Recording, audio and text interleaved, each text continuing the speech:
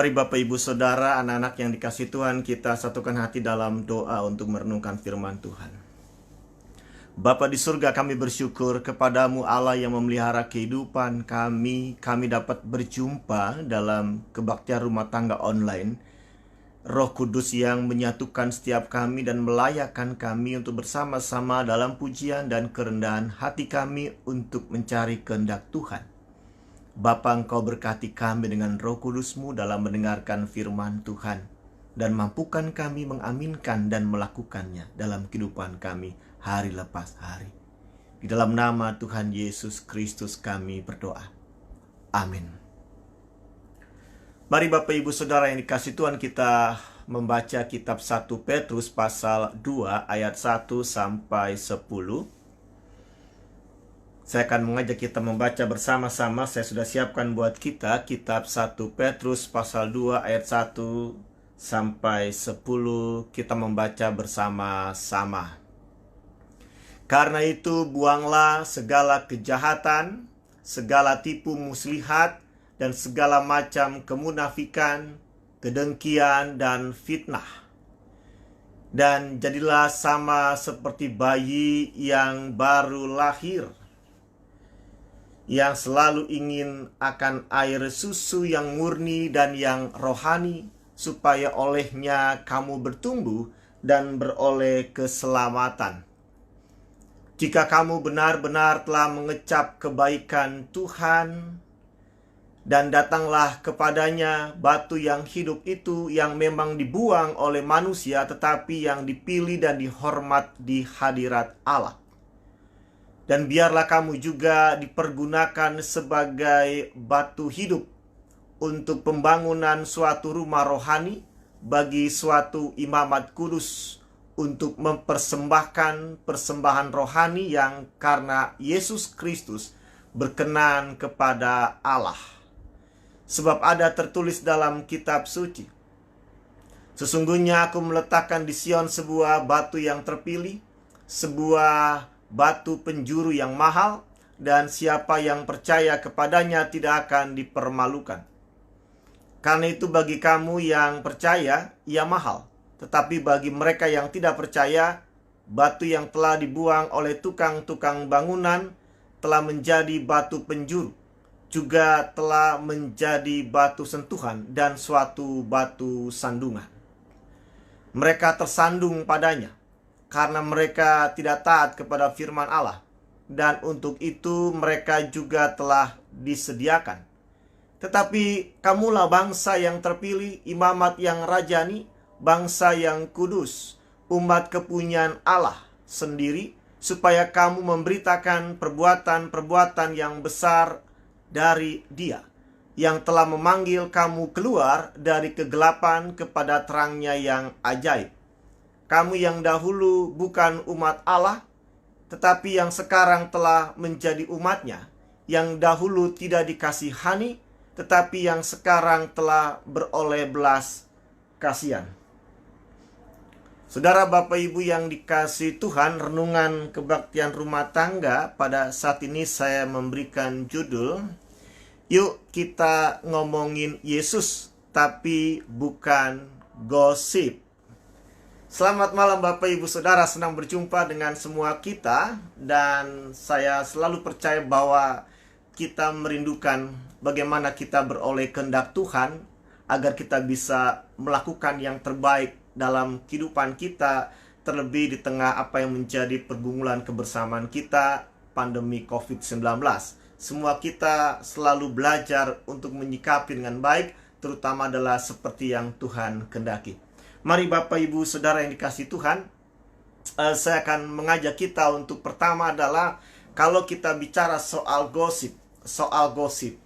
Nah, boleh nggak kita bicara gosip tentang Yesus? Nah, ini pertanyaan buat Bapak Ibu Saudara kita semua. Saya mempersilakan bagi Anda yang akan menulis dalam kolom komentar, memberikan jawaban, boleh nggak kita menggosipkan Yesus? Nah, tapi tentu kita harus tahu apa arti gosip, begitu kan? Tapi sebelum saya kasih tahu, sepengetahuan Bapak Ibu Saudara, kalau kita menggosipkan Yesus boleh tidak? Nah, ini lebih spesifik. Menggosipkan, kita kan sering ngomong gosipin orang ya, tetapi gosipin Yesus boleh tidak? Silakan bagi yang mau memberikan komentar, di kolom komentar Anda bisa ketik. Mudah-mudahan saya bisa melihat semua Bapak Ibu Saudara ya yang memberikan komentarnya. Ada silakan Bapak Ibu Saudara yang mau memberikan jawaban. Oh, nggak boleh gosipin Yesus, tapi kalau gosipin teman boleh. Nah, atau apa? Silakan. Atau nggak boleh juga gosipin apapun itu, mau orang, teman, sahabat, keluarga, bahkan Yesus sendiri. Silakan Bapak Ibu, bagi yang ingin memberikan jawaban komentar, boleh nggak kita gosipin Yesus? Karena kalau saya bilang boleh nggak bergosip, nah ini pasti sudah akan beri tanggapan. Tapi saya langsung aja to the point. Boleh nggak kita gosipin Yesus? Kalau bilang boleh atau tidak, pemahaman gosip itu apa sih sebenarnya? Sehingga itu boleh ataupun tidak boleh, Bapak Ibu Saudara. Ada? Yang mungkin dengan handphone Anda bisa memberikan komentar. Tapi kalau yang mungkin nonton bersama dengan televisi, layar yang cukup besar, mungkin agak ada kendala. Baik, saya akan bantu bahwa dalam Kamus Besar Bahasa Indonesia itu mendefinisikan kata gosip adalah obrolan tentang orang-orang lain. Tentu nggak ngomongin diri sendiri ya, tetapi lebih ke arah cerita negatif tentang seseorang, lebih ke pergunjingan ya. Jadi kalau disebut sedang gosip, betul, dia sedang ngomongin orang lain, tentu bukan dirinya. Tetapi yang diomongin itu seseorang atau beberapa orang adalah kejelekannya. Cerita-cerita yang negatif tentang orang itu, sehingga disebut sedang menggunjingkan orang itu. Nah, di sini Bapak Ibu Saudara, kalau tadi saya tanya, oh, Ibu Sri Haryani, boleh Pak? Oke, baik. Boleh nggak kita menggosipkan Yesus?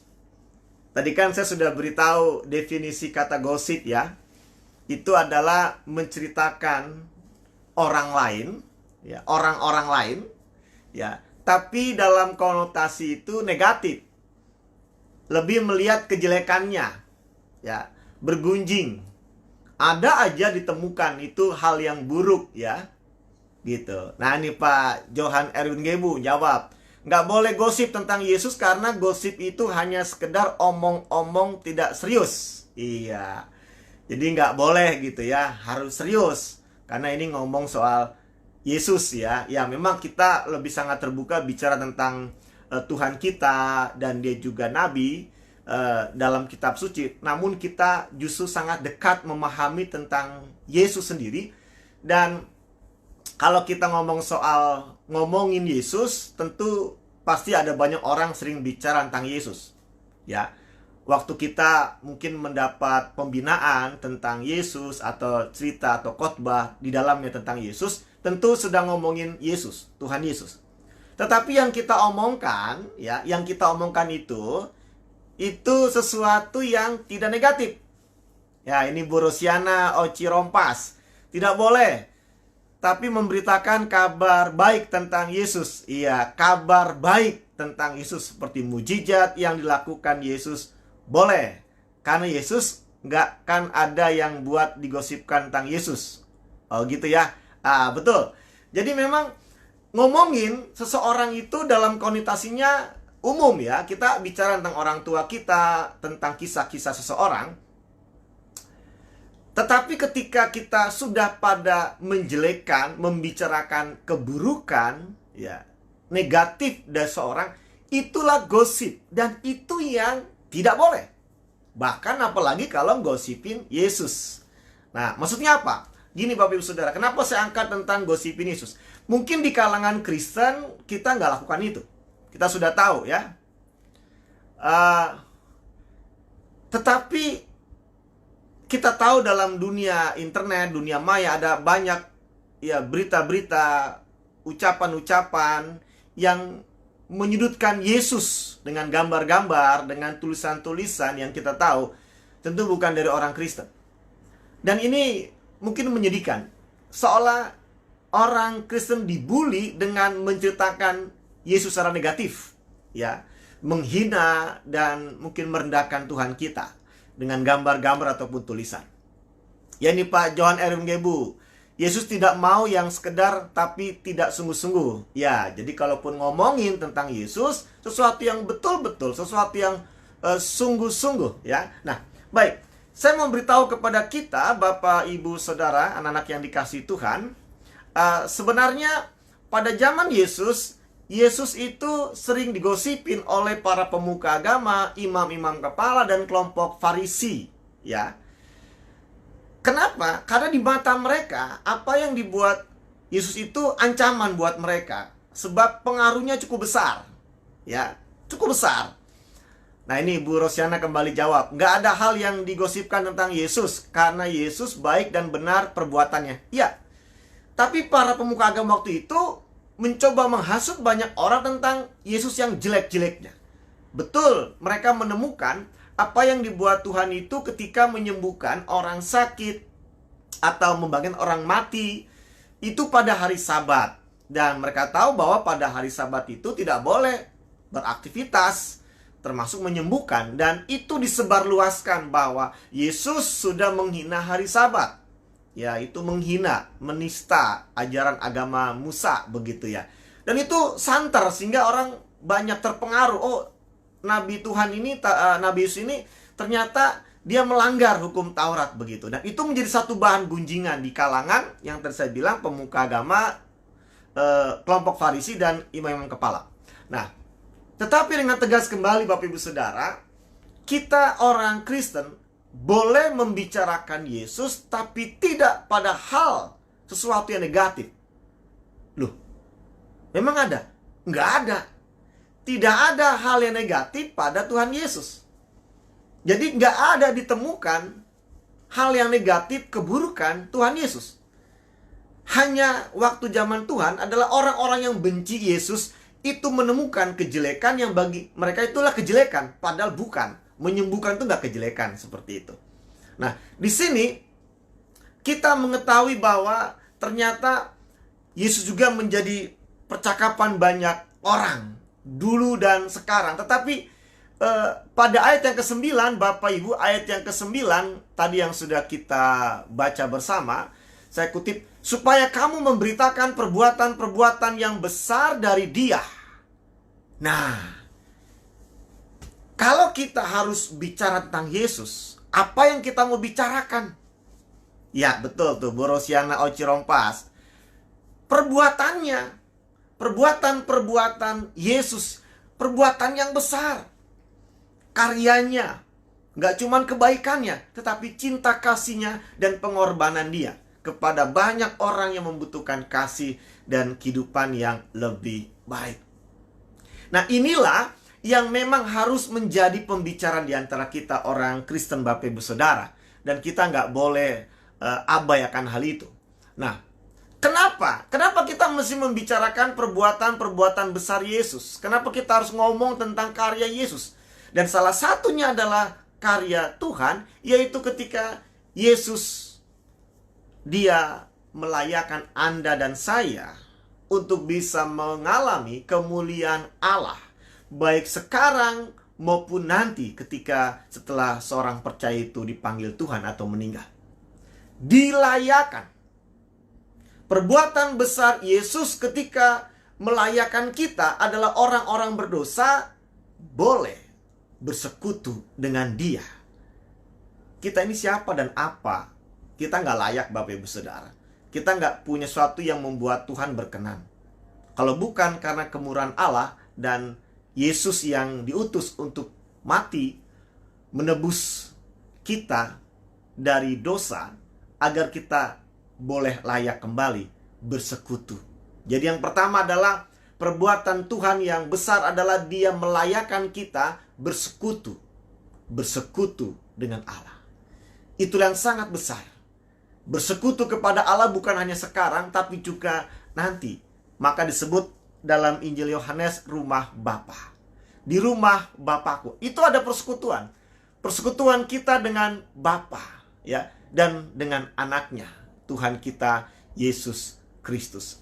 Nah, Bapak Ibu Saudara yang dikasihi Tuhan, dilayakan dan diajak dalam persekutuan dengan Tuhan, baik sekarang maupun nanti, itulah yang membuat hidup kita memiliki makna, punya arti.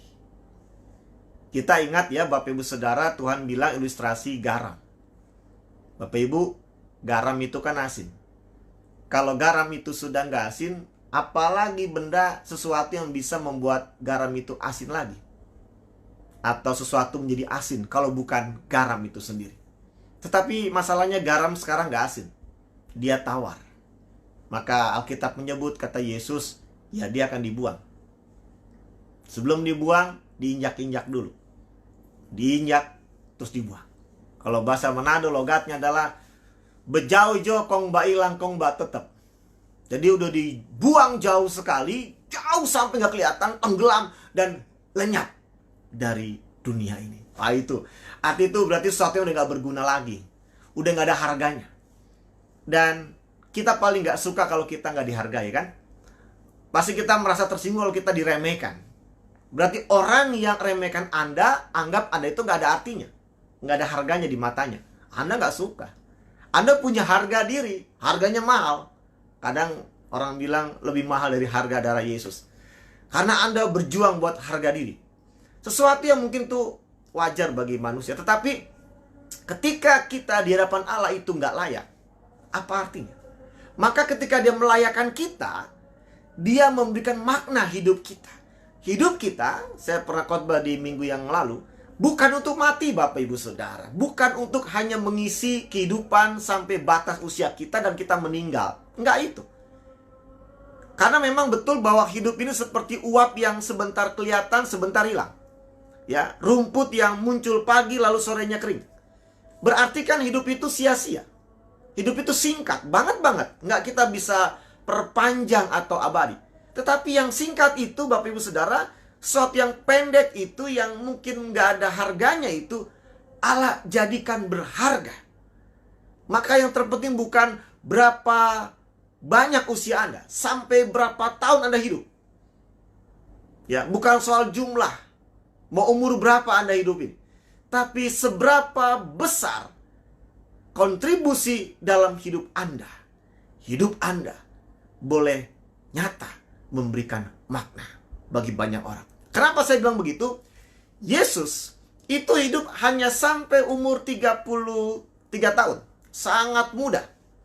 Ya, sekarang lihat umur Bapak Ibu berapa, bisa dihitung. Di usia 33 tahun Yesus mati. Mungkin orang bilang sangat disesali, kasihan, masih muda mati. Tapi perhatikan, betul hanya sampai umur 33 tahun, sangat muda. Tetapi apa yang sudah dia buat, khususnya 3 tahun dalam pelayanan, apa yang dia sudah berikan kontribusinya buat hidupnya, hidup ini, itu justru mengubah dunia untuk mengenal siapa Allah, memberikan inspirasi, mengundang setiap manusia mengenal Sang Pencipta, dan bahkan Yesus sendiri sebagai juru selamat.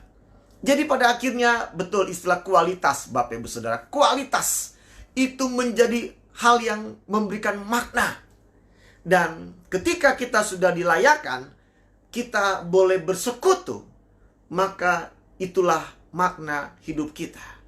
Dia menginginkan hidup kita tidak hanya lagi buat diri kita sendiri, bukan lagi hanya mikirin diri sendiri, tetapi bagaimana kita memberikan kontribusi kita, sekecil apapun. Mungkin cuma pikiran kita, ide-ide kita, atau ya kata-kata bijak kita, atau tenaga kita, ya, atau dana, uang yang kita punya, harta kita, atau ilmu kita. Apapun yang merasa Anda katakan, oh saya punya ini, oke, kontribusikan itu. Itulah kualitas kita. Dan itu berkenan. Karena kita sudah dilayakan. Artinya Diperbolehkan dengan leluasa. Karena itulah makna hidup kita. Menghadirkan sesuatu yang membuat banyak orang mengenal indahnya kehidupan yang Allah pelihara dalam kehidupan ini. Nah, Bapak Ibu sudah dikasih Tuhan, untuk apa kita memberikan kontribusi? Untuk apa kita memberikan yang kita punya sebagai makna hidup ini? Kita capek, ya kan? Kita mungkin nggak dihargai orang dari karya kita. Kita udah berharap dipuji, ya. Ada sebuah quotes, ya, adalah berbuat baik itu oke, tapi maksudnya berbuat baik itu nggak salah, ya. Tapi yang salah ketika Anda berharap besok orang itu akan membalas kebaikan Anda. Kira-kira begitu, ya. Anda boleh berbuat baik, nggak salah, silakan. Banyak-banyak berbuat baik. Tetapi ketika besok Anda berharap orang itu membalas kebaikan Anda, wah, akan berbeda ketika Anda betul sungguh-sungguh berkontribusi, berkorban dalam kebaikan tanpa berharap lebih dari itu. Apa yang akan Tuhan berikan, dijanjikan buat kita adalah rasa bahagia. Kebahagiaan itu akan nyata, Bapak Ibu Saudara. Jadi apa yang kita dapat memaknai hidup ini dalam kontribusi kita sampai usia kita akan berhenti adalah kebahagiaan. Dan kebahagiaan itu bukan dari benda, ya, bukan karena kita punya sesuatu yang berharga, kita simpan, kita kenakan. Semua itu nggak akan membuat kita bahagia, hanya bikin senang. Punya barang baru, misalkan jam baru, baju baru, ya, handphone baru, atau rumah baru, ya, baru beli barang-barang baru. Anda nggak bahagia, Anda senang.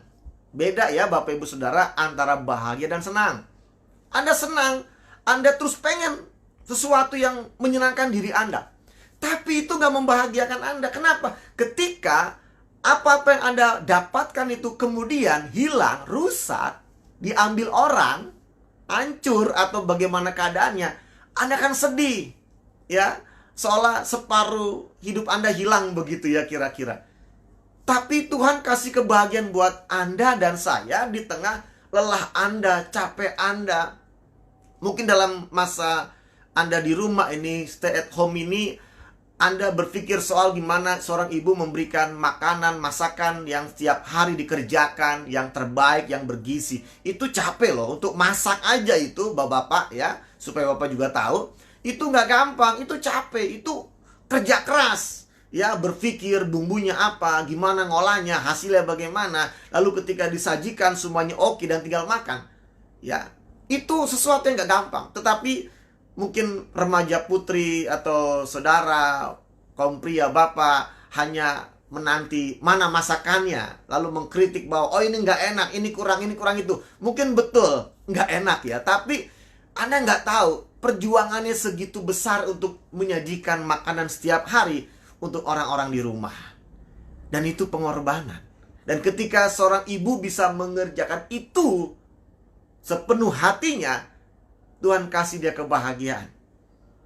Dia kasih sukacita. Dan pada akhirnya Bapak Ibu Saudara, apa yang sedang kita lakukan, kontribusi kita, ya, tentang karya kita, apapun itu menjawab panggilan kita sebagai orang percaya. Apa? Panggilan kita untuk memberitakan perbuatan-perbuatan Yesus dan juga melakukannya. Apa sih perbuatan-perbuatan Yesus? Ketika dia hidup mengasihi Bapak Ibu Saudara. Itulah dasar sebuah karya Yesus. Dan itu yang kita harus gosipkan. Oh, salah. Bukan gosipkan. Ya, tidak boleh kita gosipkan. Yang kita harus katakan saja tentang Yesus adalah kasih Yesus yang luar biasa. Tapi sekarang kasih itu mau ada pada kita. Mau ada pada Bapak Ibu Saudara anak-anak, remaja putri, pemuda. Mau ada pada kita semua orang percaya. Dan kita sama-sama kerjakan. Dan kita terus lakukan. Itulah kontribusi kita. Dan kita akan mendapatkan kebahagiaan buat setiap orang yang melihat kita. Walaupun kita capek, kita bersyukur dan bersukacita. Tetap beraktivitas. Jangan lagi mengeluh hal yang baik yang memang itu menunjukkan karya Tuhan dalam hidup Anda. Sekecil apapun kebaikan Anda, Tuhan katakan ada kebahagiaan Anda di situ. Kiranya ini menguatkan kita semua. Kiranya Bapak Ibu Saudara boleh semakin diteguhkan dalam berkarya, berkiprah sesuai dengan bidangnya masing-masing. Tetaplah menguatkan, saling menghibur, saling memberikan semangat dan pengharapan lewat perkataan Anda, lewat kehadiran Anda. Sebab itu juga bagian panggilan dalam memberitakan perbuatan-perbuatan Tuhan. Kiranya hidup kita semakin diberkati. Dan biarlah mulai jam ini, mari kita selalu hidupkan apa yang baik untuk kita ucapkan dan kita kerjakan. Bersama kita akan merenungkan selalu firman Tuhan dengan semangat untuk menjadi pelayan-pelayan Tuhan. Kita nyanyikan lagu ini dengan penuh penghayatan.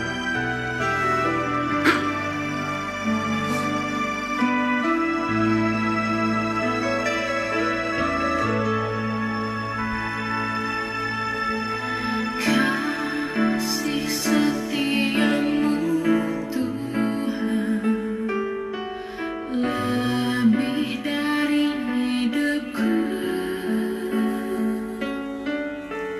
Jalan-jalanmu yang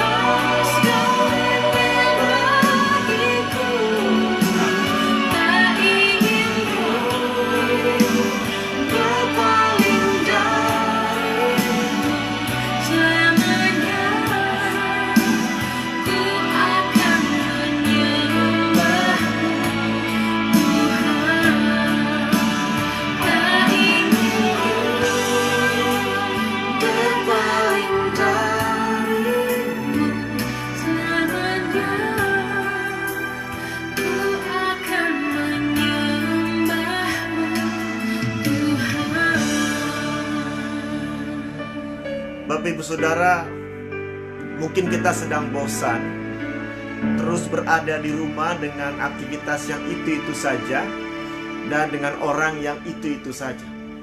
Tetapi makna hidup kita justru bukan sampai kapan kita hidup, namun di saat ini, apalagi yang bisa kita lakukan, kontribusi nyata Anda untuk orang-orang yang akan Anda tinggalkan kelak. Bukan untuk mendramatisir, tetapi justru hidup Yesus yang begitu singkat, luar biasa, membuat kita amat tersentuh. Dan sekarang Tuhan melihat pada hidup Anda dan saya. Tetap berikan yang terbaik. Kalaupun mungkin orang di rumah Anda cuek, tidak peduli, tidak mau bantu Anda dibiarkan mengerjakan semuanya sendiri. Tapi justru yang mereka tidak dapatkan dari Anda adalah kebahagiaan. Sebab kebahagiaan Anda tidak akan pernah diambil oleh banyak orang. Dan Tuhan memberikan di masa menyikapi dampak pandemi COVID-19 ini, Anda tetap di rumah, Anda akan merasakan juga kebahagiaan itu. Dan kita mari bawa dalam doa. Kita satu hati ya dalam doa. Mari. Tuhan Yesus, kami berdoa buat setiap kami agar tetap tekun mengerjakan perbuatan-perbuatan besar Tuhan. Bahkan mengatakan perbuatan-perbuatan besar Tuhan ke banyak orang adalah di keluarga kami. Dan bukan hanya pada perkataan, kata-kata, cerita-cerita tentang Yesus, tetapi menghadirkan kisah perbuatan baik Yesus dalam diri kami, dalam setiap bidang kami, dari apa yang bisa kami lakukan dan berikan buat orang-orang terkasih kami di rumah. Baik jauh dan dekat, kami pun bisa menunjukkan kasih kami. Bapa, selalu ada kebahagiaan di setiap kebaikan yang Kau layakkan kami lakukan dalam persekutuan dengan sesama kami, terlebih dalam persekutuan dengan Tuhan yang memberkati setiap kebaikan-kebaikan kami. Kami percaya selalu ada waktu dan kesempatan untuk kami bisa menikmati hal-hal yang kami inginkan. Terlebih adalah bisa merasakan selesainya dampak COVID-19 ini, dan kami bisa menjumpai banyak orang dalam persekutuan nyata secara fisik di gereja, bahkan menjumpai sanak saudara kami, teman sahabat kami yang kami kasih. Kami sudah rindu. Tetapi kami tahu bahwa ketika kami sedang berada dalam kondisi ini, Tuhan tetap memanggil kami berbuat sesuatu dan tidak mengurangi kasih Tuhan dan kebaikan yang Tuhan berkati dalam kehidupan kami. Terima kasih Bapa di sorga, biarlah kami selalu berbahagia di dalam nama Tuhan Yesus Kristus. Amin. Terima kasih Bapak Ibu Saudara yang dikasihi oleh Tuhan Yesus Kristus. Dan saya akan mengajak kita pada kebaktian rumah tangga minggu depan, atau lebih tepatnya 2 minggu lagi, karena minggu depan itu kita akan ada ibadah kenaikan ya. Dan saya percaya Bapak Ibu Saudara tetap akan setia untuk bersekutu. Dan saya akan ajak kita nanti pada KRT berikutnya, kita akan memberikan respon tanya jawab dan kita akan diskusi singkat lewat kolom komen. Bisa Bapak Ibu tulis di situ, dan semoga ini selalu menghibur kita dan menguatkan iman kita. Sampai jumpa dan Tuhan Yesus memberkati.